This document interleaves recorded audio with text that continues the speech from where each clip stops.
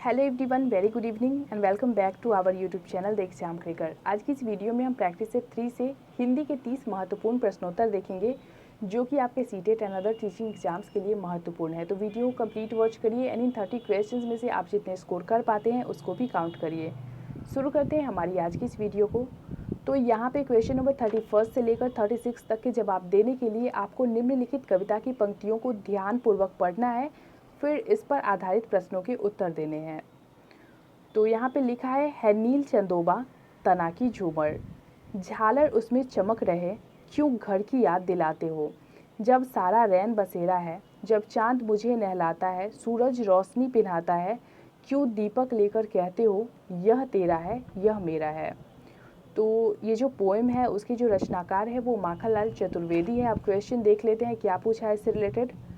Question number 31 में पूछा गया आपसे कि पद्यांश में प्रयुक्त नील चंदोबा का अर्थ क्या है। फर्स्ट ऑप्शन है पूर्ण चांदनी, सेकंड है नीला आकाश, थर्ड है सुसज्जित मेहराब एंड फोर्थ ऑप्शन है पूर्णिमा की रात। तो नील चंदोबा इसका अर्थ क्या है। 31 का करेक्ट आंसर होगा हमारा ऑप्शन 2 नीला आकाश। क्वेश्चन नंबर 32 है आपका, इस पद्यांश के आधार पर निम्नलिखित में से कौन सा कथन असत्य है।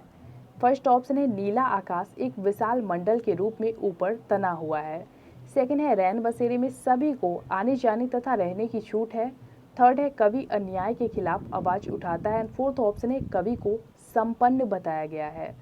तो इस पद्यांश के अकॉर्डिंग आपको बताना है कि इन चारों कथनों में से कौन सा कथन असत्य है, कौन सा रॉन्ग स्टेटमेंट है। 32 का करेक्ट आंसर होगा हमारा ऑप्शन 4 कवि को संपन्न बताया गया है। क्वेश्चन नंबर 33 है आपका, कविता के लिए उपयुक्त शीर्षक है। फर्स्ट ऑप्शन है मेरा घर, सेकंड नीला आकाश, थर्ड चंद्रमा एंड फोर्थ ऑप्शन है दीपक। 33 का करेक्ट आंसर होगा हमारा ऑप्शन 1 मेरा घर। क्वेश्चन नंबर 34 है आपका, कविता में कवि को कौन नहलाता है। फर्स्ट ऑप्शन है चांद, second Suraj, third Prithvi and fourth option है माँ। 34 का करेक्ट आंसर होगा ऑप्शन 1 चांद। क्वेश्चन नंबर 35 में पूछा गया आपसे कि कवि को किसकी याद दिलाई जा रही है। फर्स्ट ऑप्शन है चांद की, सेकंड घर की, थर्ड दीपक की एंड फोर्थ ऑप्शन है झूमर की। तो कवि कहते हैं क्यों घर की याद दिलाते हो। तो कवि को जिसकी याद आ रही है, जिसकी याद उन्हें दिलाई जा रही है वो है आपका ऑप्शन 2 घर की। अगला क्वेश्चन देखेंगे हम, क्वेश्चन नंबर 36, झालर किस में चमक रहे हैं। फर्स्ट ऑप्शन है नीले पानी में, सेकंड नीले आकाश में, थर्ड सफ़ेद चांदनी में एंड फोर्थ ऑप्शन है इनमें से कोई नहीं। 36 का करेक्ट आंसर होगा ऑप्शन 2 झालर नीले आकाश में चमक रहे हैं। अगला क्वेश्चन है, क्वेश्चन नंबर 37 से लेकर 45 तक को सॉल्व करने के लिए हमें नीचे दिए गए गद्यांश को ध्यानपूर्वक पढ़ना है और फिर उस पर आधारित प्रश्नों के उत्तर देने हैं। तो यहाँ पे लिखा गया है कि अपनी भूल को न पहचानने का सरल मार्ग है दूसरे को ही अपराधी ठहरा देना। जब हम अपनी भूल को स्वीकार करने की बजाय दूसरों को अपराधी ठहराते हैं तो उन्हें सजा दिए बगैर हमें बिल्कुल चैन नहीं आता। सजा देने के लिए भी खास योग्यता चाहिए। कोई भी व्यक्ति किसी को अपराध के लिए उपयुक्त सजा नहीं दे सकता। दुखी व्यक्ति मात्र बदला ले सकता है। सजा देने वाला विवेकी व दयालु होना चाहिए। उसे किसी व्यक्ति की परिस्थिति विशेष से प्रभावित नहीं होना चाहिए। सजा देने के लिए उत्सुक व्यक्ति भी सजा देने योग्य नहीं होता। जब लोग दुखी होते हैं तब अक्सर सिखाने की बात करते हैं, वह उनकी नफरत है जो अलग रूप में प्रकट होती है। संवेदनशील व्यक्ति को सजा नहीं देता क्योंकि संवेदनशील व्यक्ति तो स्वयं ही अपनी भूल को पहचान कर उसका प्रायश्चित कर लेता है। जो प्रायश्चित करते हैं उन्हें दंड नहीं दिया जाता। प्रायश्चित का अर्थ पछतावे के रूप में नहीं लिया जाना चाहिए। अब इस गद्यांश से रिलेटेड जो क्वेश्चन पूछे गए हैं हमसे उसे देख लेते हैं।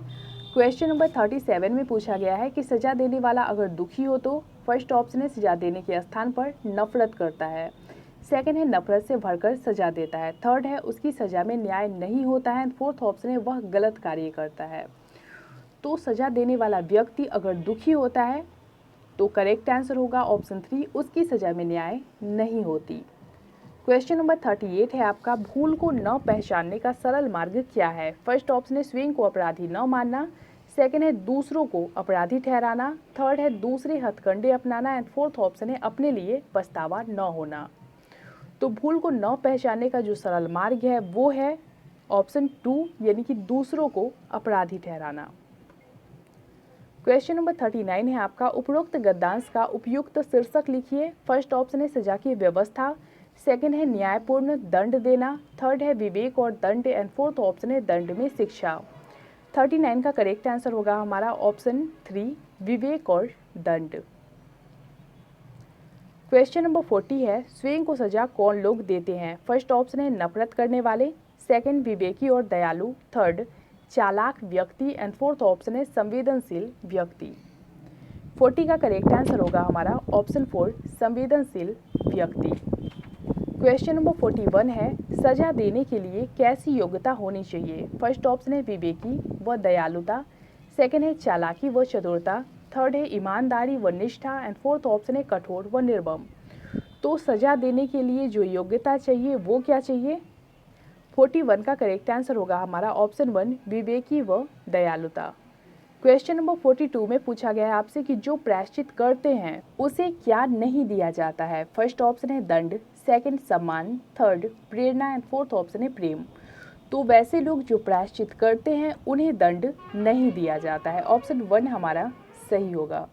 क्वेश्चन नंबर 43 है आपका, कौन व्यक्ति अपराध के लिए उपयुक्त दंड दे सकता है? फर्स्ट ऑप्शन है राजा, सेकंड न्यायाधीश, थर्ड सेनापति एंड फोर्थ ऑप्शन है इनमें से कोई नहीं। 43 का करेक्ट आंसर होगा हमारा ऑप्शन 4 इनमें से कोई नहीं।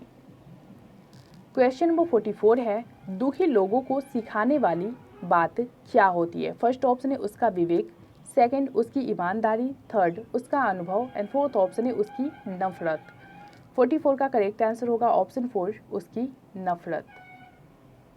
क्वेश्चन नंबर 45 देखेंगे, संवेदनशील व्यक्ति क्या करते हैं?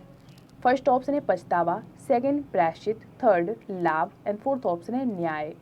45 का करेक्ट आंसर होगा हमारा ऑप्शन 2 संवेदनशील व्यक्ति प्रायश्चित करते हैं। क्वेश्चन नंबर 46 में पूछा गया है आपसे कि भाषा सीखने में जो त्रुटियां होती है, फर्स्ट ऑप्शन है उन्हें कठोरता से लेना चाहिए, सेकंड है उन्हें जल्दी से दूर किया जाना चाहिए, थर्ड है वे बच्चों की त्रुटियों की ओर संकेत करती है एंड फोर्थ ऑप्शन है वे सीखने की प्रक्रिया का स्वाभाविक हिस्सा होती है जो समय के साथ दूर होने लगती है। तो भाषा सीखने में जो त्रुटियां होती है वो इन चारों ऑप्शंस में से किस ओर इशारा करती है? 46 का करेक्ट आंसर होगा हमारा ऑप्शन 4 भाषा सीखने में जो त्रुटियां होती है वे सीखने की प्रक्रिया का स्वाभाविक हिस्सा होती है जो समय के साथ दूर होने लगती है। क्वेश्चन नंबर 47 देखेंगे हम, भाषा शिक्षण के दौरान गद्य शिक्षण की विधि क्या है? फर्स्ट ऑप्शन है अभिनय विधि, सेकंड अर्थबोध विधि, थर्ड खंड काव्य विधि एंड फोर्थ ऑप्शन है नाटक विधि। तो गद्य शिक्षण की जो विधि भाषा शिक्षण के दौरान होनी चाहिए वो होनी चाहिए ऑप्शन 2 यानी कि अर्थबोध विधि। क्वेश्चन नंबर 48 है आपका, भाषाई कौशल का सही क्रम है? फर्स्ट ऑप्शन है सुनना, बोलना, लिखना, पढ़ना, सेकंड ऑप्शन है सुनना, पढ़ना, लिखना, बोलना, थर्ड ऑप्शन है सुनना, बोलना, पढ़ना, लिखना एंड फोर्थ ऑप्शन है इनमें से कोई नहीं। तो ये क्वेश्चन सीटेट में 2 बार पूछ चुका है, इसको अच्छे से ध्यान में रखिएगा। 48 का करेक्ट आंसर होगा हमारा ऑप्शन 3 सुनना, फिर बोलना, फिर पढ़ना, फिर लिखना। क्वेश्चन नंबर 49 है, निम्नलिखित में से क्या हिंदी पाठ्यक्रम का एक सिद्धांत नहीं है? फर्स्ट ऑप्शन है क्रिया का सिद्धांत, सेकंड एकीकरण का सिद्धांत, थर्ड समवाय का सिद्धांत एंड फोर्थ ऑप्शन है सत असत का सिद्धांत। 49 का करेक्ट आंसर होगा हमारा ऑप्शन 4 सत असत का सिद्धांत। क्वेश्चन नंबर 50 है आपका, निम्न में से भाषा शिक्षण का सिद्धांत नहीं है? फर्स्ट ऑप्शन है चयन का सिद्धांत, सेकंड शिक्षण सूत्रों का सिद्धांत, थर्ड बोलचाल सूत्रों का सिद्धांत एंड फोर्थ ऑप्शन है इनमें से कोई नहीं। 50 का करेक्ट आंसर होगा हमारा ऑप्शन 4 इनमें से कोई नहीं। क्वेश्चन नंबर 51 में पूछा गया है आपसे कि भाषा शिक्षण में मूल्यांकन का प्रयोजन है? फर्स्ट ऑप्शन है भाषा के प्रति रुचि जागृत करना, सेकंड है विषय की जांच करना, थर्ड है अगली कक्षाओं में क्रमोन्नति देना एंड फोर्थ ऑप्शन है ये सभी। तो भाषा शिक्षण में जो मूल्यांकन की जाती है उसका उद्देश्य क्या है, प्रयोजन क्या है? 51 का करेक्ट आंसर होगा आपका ऑप्शन 4। भाषा शिक्षण में जो मूल्यांकन की जाती है उसका जो उद्देश्य है वो है भाषा के प्रति रुचि जागृत करना, विषय की जांच करना और इसके साथ ही अगली कक्षाओं में क्रमोन्नति देना। आगे हम देखेंगे क्वेश्चन नंबर 52। पढ़कर अर्थ ग्रहण करने का उद्देश्य पूरा होता है। भाषा शिक्षण का यह क्रियाकलाप है। फर्स्ट ऑप्शन है प्रश्न पूछना, सेकंड शब्द विश्लेषण, थर्ड वार्तालाप एंड फोर्थ ऑप्शन है वाचन। 52 का करेक्ट आंसर होगा हमारा ऑप्शन 4 वाचन। क्वेश्चन नंबर 53 है आपका, भाषा शिक्षण के दौरान शुद्ध एवं अस्पष्ट बोलने की योग्यता मिलती है। फर्स्ट ऑप्शन है कठिन निवारण द्वारा, सेकंड विषय वस्तु विश्लेषण द्वारा, थर्ड उच्चारण संशोधन द्वारा एंड फोर्थ ऑप्शन है वाचन द्वारा। तो शुद्ध एवं अस्पष्ट बोलने की योग्यता जो मिलती है वो किसके द्वारा मिलती है? 53 का करेक्ट आंसर होगा हमारा ऑप्शन 4 वाचन के द्वारा। आगे हम देखेंगे क्वेश्चन नंबर 54। मानव प्रेम की ओर अग्रसर होना अपेक्षित परिवर्तन जिस उद्देश्य की संभावना है वह है। फर्स्ट ऑप्शन है अर्थ ग्रहण, सेकंड भाषा तत्व, थर्ड अभिरुचि एंड फोर्थ ऑप्शन है सद प्रवृत्तियों का विकास। 54 का करेक्ट आंसर होगा हमारा ऑप्शन 4 सद प्रवृत्तियों का विकास। क्वेश्चन नंबर 55 है आपका, व्याकरण के ज्ञान से भाषा बनती है। फर्स्ट ऑप्शन है शुद्ध, सेकंड अशुद्ध, थर्ड आभिक रूप से शुद्ध एंड फोर्थ ऑप्शन है इनमें से कोई नहीं। तो व्याकरण के यूज से, उसके ज्ञान से भाषा किस प्रकार की बनती है? शुद्ध बनती है या फिर अशुद्ध बनती है? 55 का करेक्ट आंसर होगा हमारा ऑप्शन 1 व्याकरण के ज्ञान से भाषा शुद्ध बनती है। क्वेश्चन नंबर 56 है आपका, भाषा शिक्षण का सामान्य उद्देश्य है। फर्स्ट ऑप्शन है छात्रों में सृजनात्मक शक्ति का विकास करना, सेकंड है भावानुकूल भाषा प्रयोग, स्वर निर्माण, अंग संचालन का अभ्यास करना, थर्ड है छात्रों में शुद्ध सरल अस्पष्ट ढंग से आत्माभिव्यक्ति की योग्यता उत्पन्न करना एंड फोर्थ ऑप्शन है उपरोक्त सभी। तो भाषा शिक्षण के जो सामान्य उद्देश्य हैं वो है ऑप्शन 4 यानी कि छात्रों में सृजनात्मक शक्ति का विकास करना, भावानुकूल भाषा प्रयोग, स्वर निर्माण, अंग संचालन का अभ्यास करना और इसके साथ ही छात्रों में शुद्ध सरल स्पष्ट ढंग से आत्म अभिव्यक्ति की योग्यता उत्पन्न करना। क्वेश्चन नंबर 57 है, भाषा शिक्षण में सबसे महत्वपूर्ण सिद्धांत है। फर्स्ट ऑप्शन है साहचर्य सिद्धांत, सेकंड है आवृत्ति का सिद्धांत, थर्ड है बोलचाल का सिद्धांत एंड फोर्थ ऑप्शन है लिखने का सिद्धांत। तो जो सबसे महत्वपूर्ण है भाषा शिक्षण में वो है आपका ऑप्शन 2 यानी कि आवृत्ति का सिद्धांत। क्वेश्चन नंबर 58 है, भाषा शिक्षण के दौरान अध्यापक द्वारा कक्षा में किए गए वैयक्तिक वाचन को कहते हैं। फर्स्ट ऑप्शन है सामूहिक वाचन, सेकंड आदर्श वाचन, थर्ड अनुकरण वाचन एंड फोर्थ ऑप्शन है सस्वर वाचन। तो भाषा शिक्षण के दौरान जो अध्यापक द्वारा कक्षा में वैयक्तिक वाचन किया जाता है उसको कहते हैं ऑप्शन 2 यानी कि आदर्श वाचन। क्वेश्चन नंबर 59 है आपका, बच्चे भाषा सीखने की क्षमता के साथ पैदा होते हैं, मुख्यतः यह विचार किसका है? ये क्वेश्चन सीटेट में लगभग 3 बार पूछ चुका है। फर्स्ट ऑप्शन है आपका एलिस वाइगोत्स्की, सेकंड है इवान पॉवलोव, थर्ड है NEOM Chomsky and fourth option है जीन पियाजे। तो ये क्वेश्चन बहुत ही ज़्यादा इंपॉर्टेंट है, इसको जरूर ध्यान में रखिएगा। 59 का करेक्ट आंसर होगा हमारा option 3 NEOM Chomsky. Question number 60 है आपका, अध्यापक की देखरेख में विद्यार्थियों द्वारा किया जाने वाला कार्य किस विधि के अंतर्गत आता है? फर्स्ट ऑप्शन है अनुसंधान विधि, सेकंड है समस्या समाधान विधि, थर्ड है अवलोकन विधि एंड फोर्थ ऑप्शन है प्रदर्शन विधि। तो अध्यापक की देखरेख में जो विद्यार्थियों द्वारा कार्य किया जाता है वो किस विधि के अंतर्गत आता है? 60 का करेक्ट आंसर होगा आपका ऑप्शन 3 अवलोकन विधि। तो फ्रेंड्स, इस वीडियो में हमने प्रैक्टिस सेट 3 से हिंदी के 30 मोस्ट इंपॉर्टेंट क्वेश्चंस देखे। आपको ये वीडियो कैसी लगी लाइक कमेंट के थ्रू जरूर बताइए और शेयर भी जरूर करिए अपने फ्रेंड्स के साथ। मिलते हैं हमारे नए वीडियो में, तब तक के लिए बाय बाय, टेक केयर।